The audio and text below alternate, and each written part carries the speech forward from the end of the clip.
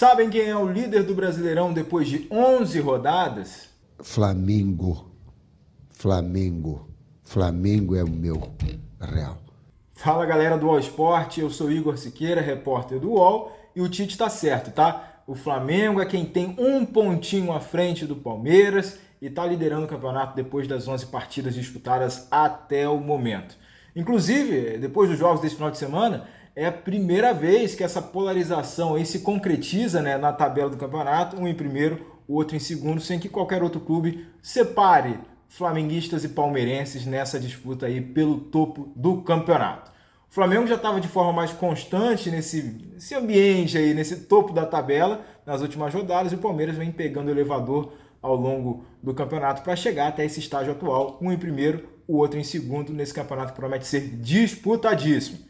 E olha que a gente está no período da Copa América, né, com desfalques aí importantes nos dois lados. O Flamengo estava mais embalado e conseguiu agora pontos fundamentais com um golzinho no final, mais um golzinho no final do jogo, vencendo o clássico contra o Fluminense no Maracanã. E ainda teve o gostinho de manter o rival na lanterna do Brasileirão. E o Fernando Diniz, depois do jogo, aí dizendo que não tem medo de ser demitido, mas por enquanto esse é o cenário. O Diniz fica como técnico e de o técnico de um time que é o lanterna do campeonato. Olha só como é que foi o gol de pênalti do Pedro, em um lance sobre o Bruno Henrique, né, um pênalti em cima do Bruno Henrique, que gerou reclamação no lado tricolor.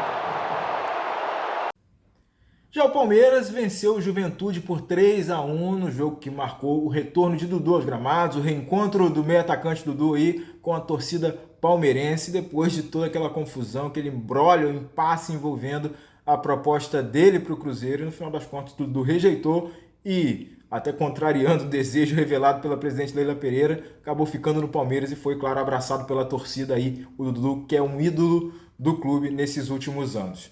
E quem vai sair era o Estevão, mas não vai sair agora, né? A proposta já foi aceita aí na venda dele para o Chelsea, mas enquanto isso ele fica fazendo gol, tá? Ele foi um dos que balançaram a rede aí contra o Juventude, nesse jogo também muito importante para o Palmeiras, continuar subindo no Brasileirão e tá jogando fino esse moleque de 17 anos.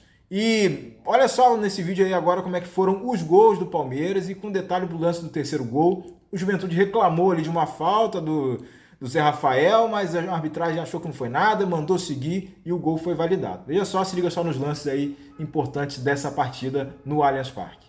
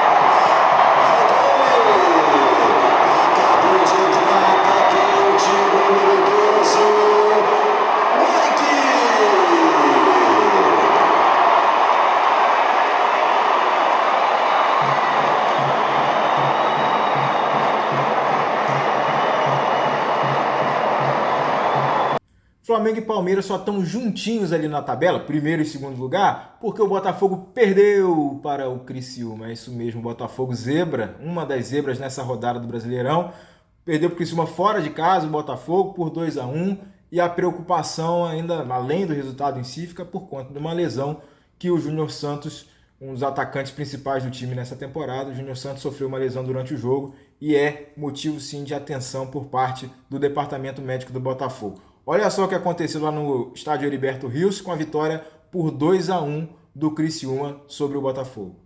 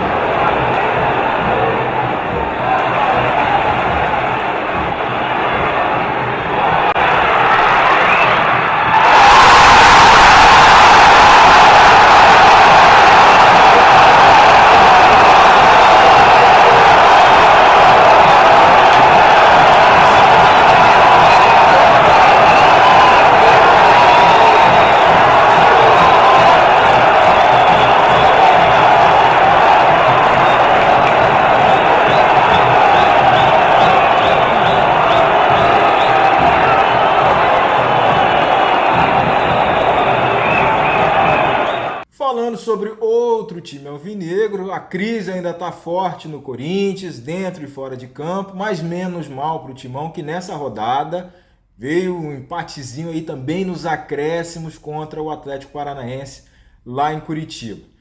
Do lado corintiano, né, o que marcou, além desse gol salvador do Kaká nos acréscimos, lá nos instantes finais do jogo, o que marcou mesmo foi a declaração do técnico Antônio Oliveira relacionada ao goleiro Carlos Miguel, dizendo que ele não joga mais pelo clube. Inclusive o Matheus Donelli fez uma ótima partida aí contra o Atlético Paranaense. Olha só o que o Antônio Oliveira falou a respeito do goleiro Carlos Miguel.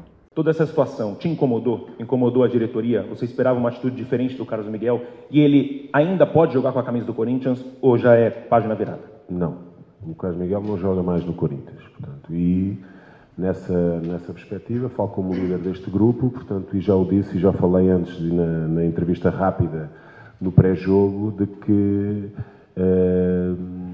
só está aqui no clube quem quer, quem o faz de uma forma apaixonada e quem é comprometida, porque isto não é um clube qualquer. E muitos que hoje tomam essa posição deviam perceber o sonho de muita gente poder representar um dos maiores clubes do mundo. Portanto, nessa perspectiva, digo-lhe já que incomoda-me e as atitudes serão tomadas e o Carlos Miguel não jogará mais pelo Corinthians. E na manhã desta segunda-feira, o Atlético Paranaense soltou uma nota oficial confirmando a saída do técnico Cuca.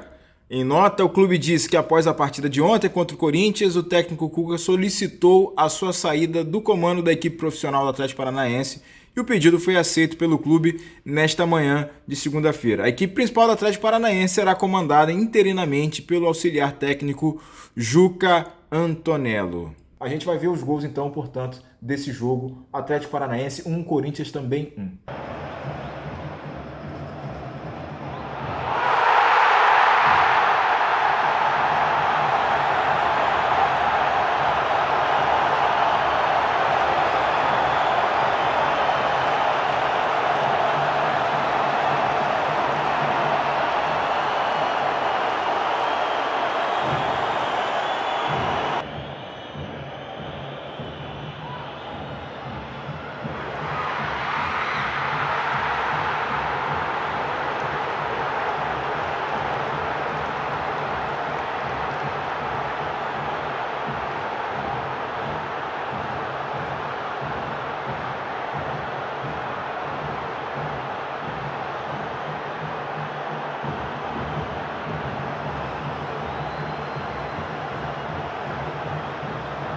Essa rodada do Brasileirão teve 2 goleadas, tá? 2 goleadas do placar de 4-1. Para mim, 4-1 é goleada, 3-0 não é, mas isso aí é uma discussão para outro vídeo. Mas uma delas foi uma zebra. Acho que foi surpreendente para você também que o Vasco tenha conseguido vencer o São Paulo por 4-1 aqui em São Januário. Um jogo que é incrível, né? Pelo que aconteceu, pelo resultado, diante da crise que estava passando em cima do Vasco aí. E também, enfim, mais um tropeço do time do Zubeldia, que, detalhe, né, perdeu o segundo jogo seguido para times que estavam lá na parte de baixo da tabela. O São Paulo, que já tinha tropeçado no Pleno Morumbis, para o Cuiabá, tinha perdido por 1-0 e agora perdeu por 4-1 de virada em São Januário. O time do Vasco aí reagindo, mostrando um renascimento aí ainda nesse jogo, né? Claro, o recorte é pequeno, mas nesse jogo o time do Vasco renasceu depois da demissão do técnico Álvaro Pacheco, o famoso Boina. Então a gente vai ver aí como foram os gols desse jogo aí entre São Paulo e Vasco. Vasco e São Paulo, 4-1 para o Vasco.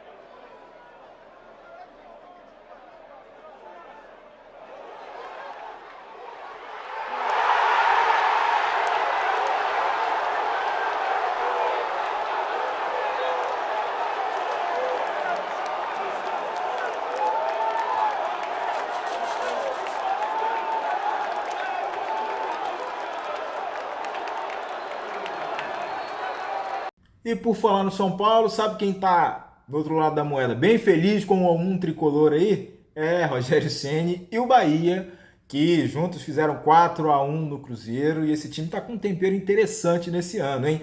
Não por acaso está em terceiro no Brasileirão, logo atrás, que a gente já falou por aqui, de Flamengo e Palmeiras. E o enredo do jogo lá para o Bahia mudou depois que o Cruzeiro teve um jogador expulso, e aí o Bahia atropelou da metade do segundo tempo para frente e fez esse placar elástico que o coloca e o mantém aí entre os 4 melhores do Brasileirão no momento, na terceira posição. Olha só como foram os gols da goleada do Bahia por 4-1.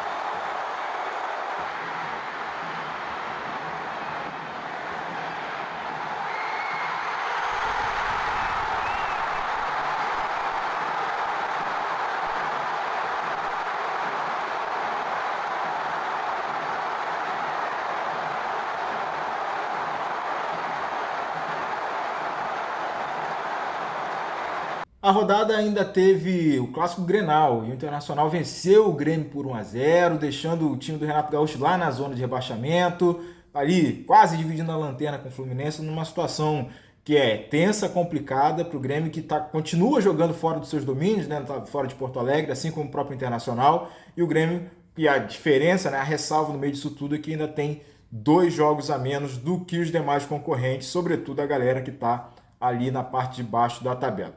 Olha só como é que foi o gol do Internacional, da vitória por 1-0, golzinho solitário mais valioso para o Inter do Cudê, hein?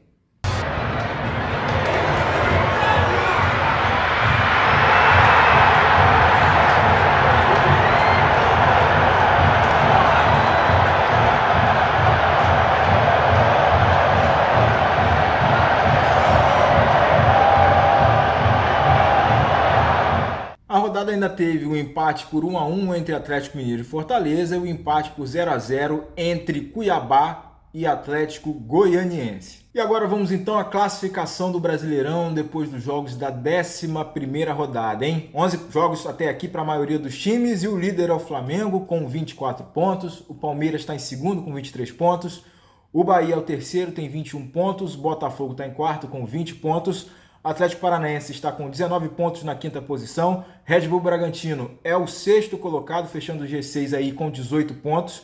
O Internacional pulou para a 7ª posição com 17 pontos. O Cruzeiro está em 8º também com 17. E o São Paulo está em 9º aí com 15 pontos. O Atlético Mineiro fecha a primeira metade da tabela, está em 10º, está com 14 pontos. Na segunda metade da tabela, o Fortaleza está em 11º com 14 pontos, o Juventude é o 12º com 13 pontos, o Criciúma é o 13º, está com 12 pontos, o Cuiabá é o 14º com 11 pontos, o Vasco está em 15º, 10 pontos, o Atlético Goianiense 16º com 9 pontos. E aí começa a zona de rebaixamento. Vitória é o 17º, está com 9 pontos, Corinthians ainda em 18º com 8 pontos, o Grêmio, 19º com 6 pontos e o Lanterna Fluminense está com 6 pontos também. Bem, pessoal, esse foi o resumo da rodada. Se você gostou, deixa o like aí, se inscreva no nosso canal, ative as notificações. A gente fica esperando vocês aqui no All Sport, no nosso canal do YouTube, mas também, claro, lá no nosso site para acompanhar todas as notícias sobre os principais clubes do país e tudo de relevante que acontece no esporte nacional, beleza? A gente fica por aqui e eu espero você até uma próxima oportunidade. Valeu, um abraço! Qual?